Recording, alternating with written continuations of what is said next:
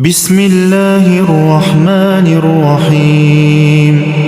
قل أعوذ برب الفلق من شر ما خلق ومن شر غاسق إذا وقب ومن شر النفاثات في العقد ومن شر حاسد إذا حسد.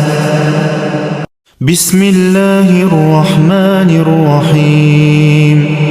قل أعوذ برب الفلق من شر ما خلق ومن شر غاسق إذا وقب ومن شر النفاثات في العقد ومن شر حاسد إذا حسد.